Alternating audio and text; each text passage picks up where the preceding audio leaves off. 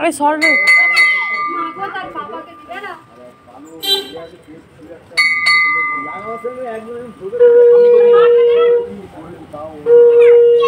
পাপাকে দাও, পাপাকে দাও। চলো বাবু আসো।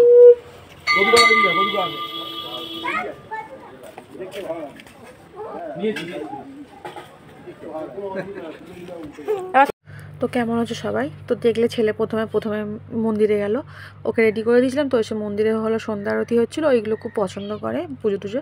তারপর ওর পাপার মাথায় দিল, আমার মাথায় দিল। তো তারপরে চলে এলাম মেলার মধ্যে, আর একটা কাকাই ছিল, কাকার মাথায়ও দিল। তো তারপরে চলে এলাম মেলার মধ্যে। তা মেলার মধ্যে আসার কারণ হলো ছেলের মুডটা জাস্ট ঠিক করার জন্যে, যেহেতু ওর অনেক দিন হলো শরীর খারাপ হয়ে গেছে, মানে আছে, ভুগছে। এটা হলো 10-15 দিন আগেকার ভিডিও, আমি এখন এডিট করে ভয়েস ওভার দিচ্ছি।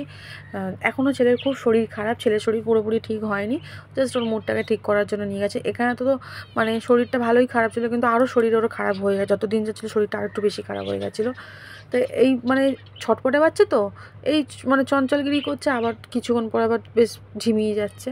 তো এখানে ওই মুডটাই ঠিক করার জন্য আমরা নিলাম। তো এখন তো টোটালি ওর পুরো বাইরে খাবার বন্ধ। তো আমাকে বললো যে ঘরে গিয়ে আমাকে একটু চিকেনের ঝোল করে দেবে।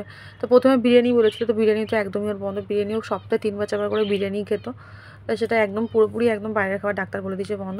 তো তারপরে এখানে 1/2 কিলো মতো চিকেন আনলাম, ওখান থেকে হালতু থেকেই চিকেন নিয়ে আসলাম, এনে তারপরে এসে দেখলাম ভাতটাও কম আছে। তা ওরা আমার জন্য কুকারে ভাত বসিয়ে দিলাম।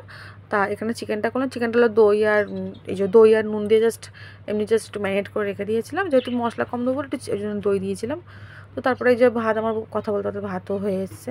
তারপর চিকেনটা রান্না করলাম, চিকেনটা খুব একটা কষায়নি আর ঝালও দিইনি, যেহেতু মুখে কিছু খেতে পাচ্ছে না।